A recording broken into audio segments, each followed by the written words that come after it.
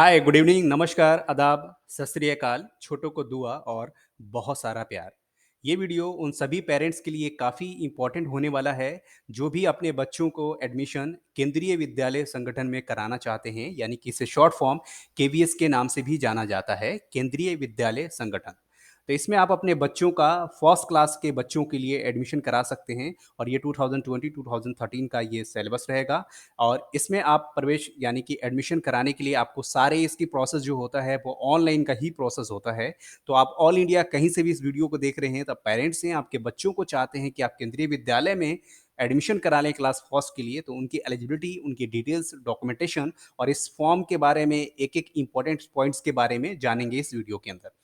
तो वीडियो के डिस्क्रिप्शन में आपको एक लिंक दे दिया गया है, उसमें आपको यहाँ पे देखेंगे ये आपको पूरा इंस्ट्रक्शन दिया गया है, तो आप इंग्लिश में भी इसको पूरा रीड कर सकते हो और साथ में लेफ्ट साइड कॉर्नर में आपको हिंदी का भी है, तो आप इसको रीड करके पूरा इंस्ट्रक्शन अच्छे से समझ सकते हो और आप इस फॉर्म को अप्लाई करा सकते हो अपने बच्चों के लिए, ताकि वो आपके बच्चे केंद्रीय विद्यालय केवीएस में क्लास फर्स्ट के लिए एडमिशन ले सकें। चलिए स्टार्ट करते हैं एक-एक स्टेप बाय स्टेप। तो इसमें जो जनरल इन्फॉर्मेशन है मैं आपको हिंदी में सारी चीज़ें समझा देता हूँ। डिस्क्रिप्शन के लिंक जो आपको दिया गया है वीडियो के अंदर वहाँ जाके चेकआउट कर लें। वहाँ हिंदी और इंग्लिश आप दोनों क्लिक करके आप उसे जान सकते हैं। तो जिनके लिए सूटेबल इंग्लिश, तो इंग्लिश में, और जिनके लिए सूटेबल हिंदी है तो हिंदी में। मैं आपको हिंदी में इसलिए समझा रहा हूँ ताकि ईज़िली सभी को ज़्यादातर हिंदी में समझ में आ सकता है। तो यहाँ पे नॉर्मल है, यानी कि सामान्य निर्देश इसके बताए गए हैं। दिए गए निर्देशों को यानी कि 2022-2023 की कक्षा 1 में प्रवेश हेतु ऑनलाइन पंजीकरण आवेदन से संबंधित है। इन निर्देशों में शेष भाग में विद्यालय का अर्थ केंद्रीय विद्यालय है। ध्यान रहे, जो भी आपके विद्यालय यानी कि स्कूल्स आप सेलेक्ट करेंगे वो केवीएस का रहता है। कृपया यहाँ पर उपलब्ध केवीएस के प्रवेश नियमों, विनियमों या निर्देशापूर्वक को ध्यानपूर्वक पढ़कर इनसे भली भांति परिचित हो जाएं, उसके बाद इस फॉर्म को फिल करें। आपको सलाह दी जाती है कि एक बच्चे के लिए एक ही विद्यालय में कई आवेदन जमा ना करें।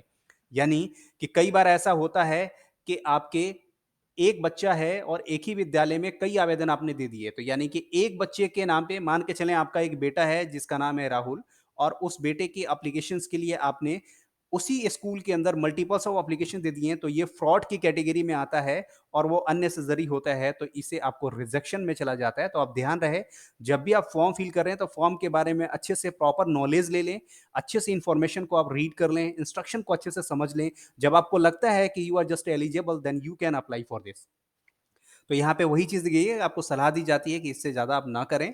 यदि एक ही केंद्रीय विद्यालय में एक ही बच्चे के लिए कई पंजीकरण फॉर्म भर जमा किए जाते हैं, तो केवल अंतिम पंजीकरण फॉर्म स्वीकार किया जाएगा। यानी कि आप मान के चलें एक बच्चे का आपने फॉर्म एक से कई बार ज़्यादा फिल किया हुआ है, तो जो लास्ट वन फॉर्म होगा वो they will accept. Double shift Kendriya Vidyalaya में प्रत्येक शिफ्ट को प्रवेश के उद्देश्य के लिए अलग विद्यालय के रूप में माना जाएगा। तो ये कुछ उनके टर्म एंड कंडीशंस होते हैं जिसे आपको समझ लेना है। आवेदन पत्र यानी कि एप्लीकेशन फॉर्म को सुचारू रूप से एवं त्वरित भरने के लिए कृपया निम्नलिखित तैयारियां कर लें, यानी कि समाधान अच्छे से समझ लें कि आपको फॉर्म को कैसे कैसे करना है। तो सबसे फर्स्ट ऑफ ऑल, जब भी आप अपने फॉर्म को फिल करना चाहते हैं आप, तो आप ध्यान रखना है कि आपके पास इंडियन रेजिडेंट का यानी कि भारतीय नागरिक का यानी कि इंडियन नंबर होना चाहिए, यानी कि मोबाइल नंबर जो आपका रहेगा वो इंडिया का होना चाहिए, फॉरेनर नहीं होना चाहिए। इंडिया का मोबाइल नंबर होना चाहिए, किसी भी कंपनी का, वोडा, आइडिया, एयरटेल, जियो, रिलायंस, बीएसएनएल। ध्यान रहे, बीएसएनएल और जियो में कई बार ओटीपी की थोड़ी समस्या, कुछ प्रॉब्लम आपको फेस किया जा सकता है। तो बेटर रहता है कि आप एयरटेल या ओडा या आइडिया, इस तरह से अगर कोई सिम आपके पास है तो उसको यूज़ करें, ताकि ओटीपी आपका at the time of receive हो और आप उसको प्रोसेस कर सकें। एक आपके पास ईमेल आईडी आपके पास एक्टिव होना चाहिए। जब भी आप ईमेल आईडी करें तो ईमेल आईडी को आप स्पेशली चेक कर लें उसको ध्यान से कि आपका ईमेल और मोबाइल दोनों एक्टिव है। यानी कि मोबाइल पे आपका कई बार ऐसा होता है कि मोबाइल नंबर पे रिचार्ज नहीं होता है, भले आपका इनकमिंग कॉल आ रहा है बट उस पे रिचार्ज ना होने की वजह से कई बार ओटीपी आने में आपको दिक्कत हो सकती है। तो आप अगर रिचार्ज नहीं है तो मोबाइल को रिचार्ज कर लें। जो भी आप ईमेल आईडी फॉर्म के अंदर एंटर कर रहे हैं वो ईमेल आईडी आप पहले कंफर्म कर लें अपने मोबाइल के अंदर, डेस्कटॉप के अंदर कहीं भी लॉगिन करके कि उस पे इंस्टेंटली कोई मैसेज रिसीव हो रहा है या नहीं। या फिर उसको चेक करने का एक तरीका है कि आप किसी दूसरे पर्सन से बोल के अपने ईमेल आईडी पे कोई मेल सेंड करवाएं, टेस्ट एज ए मेल। अगर वो मेल रिसीव हो जाता है, इसका मतलब कि आपका ईमेल आईडी एक्टिव है। और मोबाइल का भी आप ध्यान रख लें, जब भी आप एप्लीकेशन के लिए करें तो आप इच्छुक व्यक्ति के एक डिजिटल फोटोग्राफ, यानी कि आप ध्यान रहे कि बच्चों का एक पासपोर्ट साइज का फोटो होता है, उसका जन्म प्रमाण पत्र होता है, इन दोनों डॉक्यूमेंट को स्कैन करना होता है। और सरकार द्वारा की गई कोई भी ईडब्ल्यूएस बीपीएल का कार्ड हो, अगर आपके पास ईडब्ल्यूएस में आते हैं, इकोनॉमिक्स वीकर्स के अंदर आते हैं, तो उसके पास अगर आपके पास सर्टिफ़िकेट है, बीपीएल का आपके पास सर्टिफ़िकेट है या फिर हम कह सकते हैं कि जो गरीब से हैं, गरीबी रेखा से नीचे के लोग हैं, उनके पास एक तरह से राशन कार्ड की तरह वो बीपीएल कार्ड होता है। अगर वो है तो आप उसमें कर लें ताकि आपको उसकी छूट मिल सकता है उसके अंदर। माता-पिता के हस्तांतरण का विवरण जिनकी सेवा श्रेणी यदि लागू है का आवेदन पत्र में उपयोग किया जाना है। यानी कि ये 5th पॉइंट को ध्यान से समझना है, ये उनके लिए है जिन बच्चों के पेरेंट्स, माता-पिता गवर्नमेंट में जॉब हैं या प्राइवेट में जॉब है और उनके जॉब हस्तांतरण का मतलब ट्रांसफरेबल जॉब होता है, टाइम टू टाइम ट्रांसफर होता रहता है, तो उसको अपने एम्प्लॉयर के थ्रू या अपने कंपनी के थ्रू या ऑर्गेनाइजेशन के थ्रू आपको वहाँ से एक लेटर इश्यू करवा लेना होता है, तो वो कन्फर्मेशन आप पहले ध्यान रख लें। ये स्पेशली उन लोग के लिए है जो government job, public sector unit में या किसी बड़े कंपनी के अंदर जॉब करते हैं और उनका जॉब ट्रांसफरेबल होता है, तो उस केस में इसको ध्यान रखना होता है। फिफ्थ पॉइंट में है आवेदन पत्र यानी कि एप्लीकेशन फॉर्म जमा करने के 2 मुख्य चरण शामिल हो सकते हैं। पोर्टल पे पंजीकरण करना होता है, उसके बाद आपको लॉगिन करना होता है, एक आपको लॉगिन कोड जनरेट होता है, उसके थ्रू आपका ये आवेदन पत्र आपको यानी कि एप्लीकेशन फॉर्म भरा जा सकता है। पंजीकरण के बाद लॉगिन कोड आपको मिलता है, उससे लॉगिन करना है, लॉगिन करने के बाद आपको जो भी आपकी सारी पर्सनल डिटेल्स है वो चूज़ करना है और आपके जो स्कूल, कॉलेज, विद्यालय की जो डिटेल्स है उसको अच्छी तरीके से फिल करना है। फिर आप इसको सारी डिटेल्स चेक करने के बाद आप उसको फिल करके सबमिट करें, ओटीपी आएगा और फाइनली आपका ये सबमिट हो जाता है। इसमें लिखा है चरणों में होने के बाद ही आवेदन की प्रक्रिया पूरी होती है और ध्यान रहे कि जब भी आप फॉर्म फिल कर रहे हैं, फॉर्म में सारी डिटेल्स को अच्छी तरीके से चेक कर लें, एप्लीकेंट का नेम, पेरेंट्स के डिटेल्स और जो आपने अपना ईडब्ल्यूएस या फिर कोई कास्ट या कोई डोमिसाइल किसी भी तरह का अगर कोई डिटेल्स उसके अंदर फिल करते हो, तो वो डिटेल्स को आप अच्छी तरीके से चेक कर लो, देन आप उसको अच्छी तरीके से चेक करने के बाद ही सबमिट करो। जब तक आपको ऑनलाइन प्रवेश पोर्टल से एप्लीकेशन सबमिट कोड प्राप्त नहीं होता है, तब तक आपका आवेदन जमा नहीं होगा। यानी ध्यान रहे जब आप एप्लीकेशंस को सबमिट करते हैं तो आपको एक से लॉगिन कोड जनरेट होता है, उसी लॉगिन कोड के थ्रू आपको जाके फाइनली आपको सबमिट करना होता है। पंजीकरण पूरा करने और आवेदन जमा करने के लिए एक बार इस्तेमाल किए जाने वाला पासवर्ड यानी कि जो ओटीपी रिसीव होता है, वो आपको पंजीकरण के समय दिए गए मोबाइल नंबर और पे एसएमएस के द्वारा भेजा जाता है यानी मैसेज के थ्रू। इसलिए आपको इस वीडियो में पहले ही बता दिया गया कि आप अपने मोबाइल नंबर को एक्टिव रखें। और आपको सलाह दी जाती है कि अपने स्वयं के मोबाइल नंबर पर भारतीय सिम कार्ड ही होना ज़रूरी है और पंजीकरण करें। रिश्तेदार, दोस्तों, एजेंटों, साइबर कैफ़े संचालकों या किसी अन्य के मोबाइल नंबर आप न डालें। तो ये ध्यान रखें आप, जब भी आप जाएँ अपने घर के अपने फैमिली मेंबर का ही नंबर करें, वो ऐसा नंबर डालें जो आपका रेगुलर एक्टिव हो, चालू हो। ऐसे किसी का ना डाल दें, जैसे आप जहाँ कहीं फॉर्म भरवाने जा रहे हो तो साइबर कैफ़े एजेंट का या कोई रिलेटिव्स का आप ना डालें, किसी फ्रेंड का ना डालें, आप घर के फैमिली मेंबर का डालें। अपना कोशिश करें कि पेरेंट्स का डालें जो हमेशा एक्टिव रहता हो। तो ये आप कन्फर्मेशन पहले ध्यान से आप रख लें। पंजीकरण के समय प्रदान किए गए विवरण को बाद में आवेदन पत्र में नहीं बदला जा सकता है। अगर आपने कोई चीज़ें गलत डाल दी है, कुछ त्रुटि कर दी है, कोई गलतियाँ उसके अंदर फ़िल कर दी है, तो बाद में उसकी कोई भी मान्य नहीं होता है। जैसे जन्म प्रमाण पत्र के अनुसार सही दर्ज करें। तो बेटर रहता है कि आप एक बार अपने आधार कार्ड बच्चों का कई बार ऐसा होता है पेरेंट्स का कि बच्चों के आधार कार्ड में नेम का कुछ स्पेलिंग मिस्टेक है, तो बेटर वन होता है कि आप अपने जो बर्थ सर्टिफ़िकेट है, जन्म प्रमाण पत्र बच्चों का है, उसके हिसाब से आप फ़ॉर्म फ़िल कर लें। क्योंकि बर्थ सर्टिफ़िकेट आपको चेंज कराना पॉसिबल नहीं होता है, पर बर्थ सर्टिफ़िकेट के हिसाब से बर्थ सर्टिफ़िकेट को लेके एज़ अ डॉक्यूमेंट प्रूफ आप अपने बच्चों के आधार कार्ड में अगर कुछ गलतियाँ हैं, तो as it is birth certificate के अकॉर्डिंग टू आप उसे फ़िल करवा सकते हो।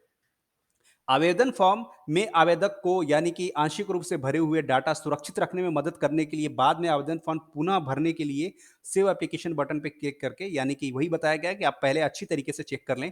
ध्यान दें कि सेव एप्लीकेशन पर वेट करने के बाद आपको डाटा सहेजा जाता है जिसके बाद इसे भरना जारी रख सके हैं। उसके बाद आपको ध्यान से इसको समझ लेना है। सबमिट करने के बारे में इसकी सारी प्रक्रिया आपको बताई गई है। एक बार पत्र आवेदन पत्र यानी एप्लीकेशन फॉर्म अगर जमा हो गया तो एप्लीकेशन फॉर्म कोड सबमिट प्राप्त होने के बाद जमा किए गए एप्लीकेशन फॉर्म सबमिट किए गए आवेदन फॉर्म को संशोधित नहीं किया जा सकता है। अगर आपने एक बार ओटीपी के थ्रू किया और उसको फाइनली आपने सबमिट कर दिया, उसको प्रीव्यू करने के बाद आपने देख लिया, सारे डिटेल चेक कर लिया, अगर आप उसको सबमिट कर देते हो, बाद में उससे कुछ गलतियाँ होती है तो उस फॉर्म को आप दोबारा से संशोधन, करेक्शन या कुछ एडिट नहीं कर सकते हो। यदि आपको पता चलता है कि आपके आवेदन में गलत जानकारियाँ दर्ज हो गई हैं, तो आपके पास जमा किए गए आवेदन को रद्द करने का विकल्प है। यानी आप उसे कैंसल का भी ऑप्शन जाके आप क्लिक कर सकते हो और उसके बाद एप्लीकेशन में रीसबमिट आप कर दो दूसरे एप्लीकेशंस को। यदि आप जमा किए गए आवेदन पत्र को रद्द करते हो तो आपके आवेदन जमा के जो भी आपकी लास्ट लॉगिन है वही कोड को यूज़ करके आप उसको कर सकते हो। और केवीएस में एप्लीकेशन के लिए विद्यालय किसी भी तरह के संचार के लिए केवल आपके एप्लीकेशन सबमिट कोड न कि लॉगिन कोड का ही उपयोग किया जाना चाहिए। यानी जो आपको कोड मिलेगा उसी कोड को आपको लॉगिन के लिए यूज़ किया जाना चाहिए और टोटली इसकी जो भी प्रक्रिया होगी, प्रोसेस होगा वो सिर्फ़ आपके ऑनलाइन फॉर्म के लिए ही होता है। ऑनलाइन फॉर्म में लाल चिह्नित सभी फ़ील्ड अनिवार्य होंगे, जहाँ पे अगर ऐसा रेड आता है यानी कि आपका स्टार बना है वो मैंडेटरी होता है, जो स्टार नहीं है आप उसे भर भी सकते हैं, एज़ ए ऑप्शनल होता है और चाहें तो आप उसे स्किप भी कर सकते हैं। इसको भरना होता है पोर्टल पे तब तक आगे बढ़ने की अनुमति नहीं होगी जब तक कि आप अच्छी तरीके से उस फ़ील्ड को फ़िल न कर देंगे। और उसके बाद केवीएस का निर्देशों का पालन करना होता है, जैसे कि अगर आपके विशेष प्रावधान में के अंतर्गत इकलौती अगर आपकी बेटी आती है, कोई आपकी बेटी है जो इकलौती संतान है, तो उसके अलावा भी केवीएस के अंदर कुछ छूट दी जाती है। प्रवेश के लिए अभिभावकों को ऑनलाइन आवेदन फॉर्म पोर्टल के माध्यम से जमा करना होगा और फिर पोर्टल द्वारा निश्चित यूनिक एप्लीकेशन के संबंधित विशेष प्रावधान के अंतर्गत आवेदन पत्र के लिए आवश्यक सभी दस्तावेज, साक्ष्य यानी कि हार्ड कॉपी, जितने भी आपके बच्चों के डॉक्यूमेंट से रिलेटेड जो भी डॉक्यूमेंट्स हैं, वो सारे आप लेके विद्यालय के प्राचार्य से सीधे संपर्क करें, पोर्टल के माध्यम से नहीं, संपर्क करना होगा। यानी यहाँ पे समझाया गया ये है कि अगर आपने ऑनलाइन एप्लीकेशन चाहे वो कहीं से सेल्फ पोर्टल से रजिस्ट्रेशन कर लिया हो या साइबर कैफ़े या ऑनलाइन किसी एजेंट के थ्रू भी आपने फ़िल करवा दिया हो, तो वहाँ से जो प्रिंट आउट होगा उसको और सारे डॉक्यूमेंट लेके आपको नियरेस्ट जिस भी आपने स्कूल को सबमिट किया है, उस स्कूल में जाके आपको वहाँ पे प्रिंसिपल से मिलना होगा और वो आपके फॉर्म को दिखाना होगा। अगर आपकी बच्ची या बेटे मतलब आप इसमें स्पेशली बताया गया है गर्ल्स के लिए यानी कि अगर आपकी बेटी इकलौती है तो उसके अंतर्गत आपको स्पेशल आपको कुछ छूट दी जाती है जो उसमें आपको फॉर्म फिल करते टाइम आपको डिटेल्स में भरना होता है। बच्चों का प्रवेश होगा और उसके बाद सीधे संपर्क करने की कोई आवश्यकता नहीं है। सारा कुछ ऑनलाइन प्रोसेस होता है। जब आप एप्लीकेशन वहाँ सबमिट करा देते हो तो आपको खुद ही कॉल आता है बच्चों को इंटरव्यू दिलवाने के लिए, ठीक है? केवीएस में जहाँ भी देखें कि जुड़वा अगर कई बार ऐसा होता है कि आपके बच्चे जुड़वा हों, ट्रिपल हों, बहनें हों जो सिंगल गर्ल चाइल्ड श्रेणी में प्रवेश के लिए पात्र हों, उन बच्चियों के लिए अलग-अलग पंजीकरण करना होगा। कई बार ऐसा होता है कि अगर आपकी बेटी जुड़वा है या ट्रिपल है, तो उस केस में आपको अलग-अलग सबका फॉर्म भरना होगा। यह सुनिश्चित करने के लिए सिंगल गर्ल चाइल्ड श्रेणी में प्रवेश के लिए इन आवेदनों के साथ विचार किया जाए। तो आप वो सारी चीज़ें इनमें केवीएस की तरफ से होता है, तो आपको उसको फिल करते टाइम ध्यान से रख लेना है। इसमें लिखा है केवल पंजीकरण और आवेदन फॉर्म जमा करने के मात्र से ही बच्चे को प्रवेश का अधिकार प्राप्त नहीं होगा। प्रत्येक विद्यालय द्वारा उपलब्ध सीटों के आधार पर और केवीएस निर्देशानुसार के अनुसार आवेदन विवरणों की जांच के बाद और प्रवेश में के समय सभी आवश्यक दस्तावेजों की मूल प्रति प्रस्तुत किए जाने के बाद ही प्रवेश होगा। अगर आप सोचते हैं कि आपने अपने बच्चों का एप्लीकेशन अप्लाई कर दिया है और आपके बच्चों का एडमिशन हो जाएगा, तो ऐसा 100% श्योर नहीं होता है। वो जब भी केस में होता है कि कई बार ऐसा होता है कि बच्चों के जब वहाँ पे सीट्स जो रिज़र्व होते हैं, एक केवीएस की तरफ से एक सीट दी जाती है जिसमें इतने बच्चे ही वहाँ पे पढ़ सकते हैं पार्टिकुलर इस क्लासेस के लिए या हम बात करें इस बैच के लिए या बात करें कि इस सेक्शन के लिए। तो उसमें जो सीट होगी उस सीट की अवेलेबिलिटी के ऊपर डिपेंड करता है कि उसमें कितनी सीटें खाली हैं और क्या वो बच्चा रह सकता है और आपके पास सारे डॉक्यूमेंट्स अवेलेबल होने चाहिए, सारे ओरिजिनल डॉक्यूमेंट आप साथ में लेके जाएँ, उसकी फ़ोटोकॉपी करा लें। वो सारे डॉक्यूमेंट आपको original on counter principal verify करेगा, फिर उसके बाद वो आपके फ़ोटोकॉपीज़ को सबमिट कर लेगा और फिर आपके बच्चों का जो भी इंटरव्यू वहाँ के प्रोसेस होंगे, उसको प्रोसेस कर लेगा। और यहाँ पे जो भी आपके शॉर्ट लिस्टेड होंगे, शॉर्ट लिस्टेड के बाद आपको फिर एडमिशन के लिए दिया जाता है। तो आपको इसको फॉर्म में क्या-क्या करना है, तो आपको सबसे पहले अच्छे से आपको डिटेल्स को पढ़ लेना है। उसके बाद स्टूडेंट के डिटेल्स को फिल करना है, विद्यालय को चूज़ कर लेना है और जो डॉक्यूमेंट्स बच्चे का अपलोड कर लेना है। उसके बाद फॉर्म को अच्छी तरीके से वेरीफाई कर लेना है, उसके बाद उसको सबमिट करना है, राइट? तो अब चलते हैं, आप देख सकते हैं कि केवीएस क्लास फर्स्ट के लिए केंद्रीय विद्यालय फॉर्म भरने का सारा तरीका आपको इस वीडियो में बताया गया है। तो इस वीडियो में आपको काफ़ी इन्फॉर्मेटिव नॉलेज के साथ बताया गया है और सब चीज़ डीपली बताया गया है ताकि केवीएस के लिए आप बच्चों को प्रिपेयर कर लें। ये काफ़ी अच्छी संस्था है। यहाँ पे गरीब बच्चे या कोई ऐसे हैं जो अपने बच्चों को पढ़ाना चाहते हैं और यहाँ पे एजुकेशन बहुत अच्छी मिलती है। तो आप प्लीज़ अगर चैनल पे नए हैं तो चैनल को सब्सक्राइब करके बेल आइकन पे क्लिक कर दें। ज़्यादा से ज़्यादा इसे शेयर करें ताकि लोगों तक इसे पहुँच सके और ज़्यादा से ज़्यादा लोग अपने बच्चों के केवीएस के फॉर्म को भरवा सकें। क्लास फर्स्ट के लिए इस वीडियो में बताया गया था कि केवीएस की क्लास फर्स्ट यानी कि कक्षा 1 के लिए आपको एडमिशन कैसे लेना है, उसके लिए टोटली यानी कि फुली आपका ऑनलाइन प्रोसेस है।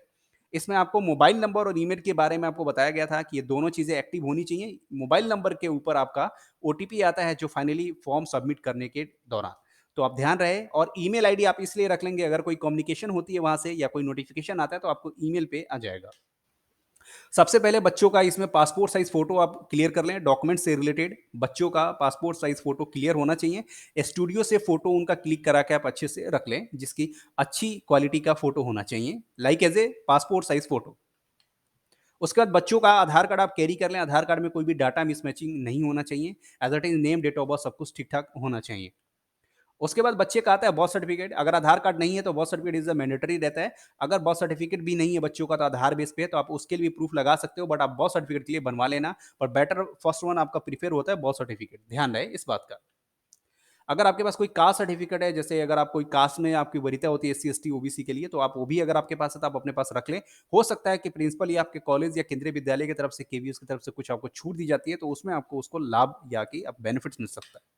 अगर आपके पास निवास प्रमाण पत्र है, डोमिसाइल है, तो उस केस में भी आप अपना डोमिसाइल लगा सकते हैं। ईडब्ल्यूएस होता है इकोनॉमिक्स वीकर में, यानी कि आप गरीबी रेखा से नीचे आते हैं, तो वो अपने सर्टिफिकेट्स आप उसमें लगा सकते हैं। अगर आपके पास राशन कार्ड की तरह बीपीएल का कार्ड है, वो भी आप उसमें लगा सकते हैं, उसके लिए छूट मिल जाती है वहाँ पे। बच्चों की बात करें एज क्राइटेरिया की, तो सबसे मिनिमम जो एज होता है बच्चों का क्लास फर्स्ट के लिए, यानी कि कक्षा 1 के लिए, तो मिनिमम एज है 6 ईयर और मैक्सिमम एज जो रखा गया है वो 8 ईयर्स रखा गया है। तो ध्यान रहे, अगर आपके बच्चे के केवीएस में एडमिशन आप कराने जा रहे हैं तो आप ये कंफर्म ज़रूर कर लें कि बच्चे का जो एज है वो मिनिमम जो होना चाहिए वो 6 साल से कम का नहीं होना चाहिए, 6 ईयर से कम नहीं होना चाहिए। और जो उसके अगर 6 ईयर से अगर वो बड़ा लगता है तो फिर आपका 8 ईयर से वो मैक्सिमम नहीं होना चाहिए, 8 ईयर से उसका ज़्यादा एज नहीं होना चाहिए, यानी 8वीं साल से वो बड़ा नहीं होना चाहिए। और अगर आप एप्लीकेशन अप्लाई कराते टाइम अगर आप केवीएस का फॉर्म भरवा रहे हो और उसमें आपको किसी भी तरह की कोई प्रॉब्लम हो रही है या फिर आप चाहते हैं कि घर बैठे अपना फॉर्म केवीएस का भरवा सकें, तो आप हमारी टीम से कांटेक्ट कर सकते हैं। यहाँ पे दिए गए स्क्रीन पे help@sureis.in ये ईमेल आईडी पे अपनी सारी डिटेल के साथ मेल कर सकते हैं। अपने डॉक्यूमेंट से रिलेटेड जो भी क्वेरी होगी वो आप मेल कर सकते हैं। हमारी बैकएंड टीम, हमारी सपोर्ट टीम आपके फॉर्म को अच्छी तरीके से फिल करेगी। ध्यान रहे ये पेड रहेगा। आप चैनल को सब्सक्राइब करके ज़्यादा से ज़्यादा शेयर कर दें, लोगों तक पहुँचाएँ इसको, और इस हमारे श्योरिस के इंस्टाग्राम पेज और फेसबुक पेज को भी जाके फॉलो ज़रूर कर लें। Thank you for watching this video. अपना और अपनों का ख्याल रखें, तब तक बने रहें, और केवीएस से रिलेटेड फॉर्म के लिए वीडियो का डिस्क्रिप्शन में लिंक दिया गया है, प्लीज़ आप उसे चेकआउट ज़रूर कर लें। Thank you for watching this.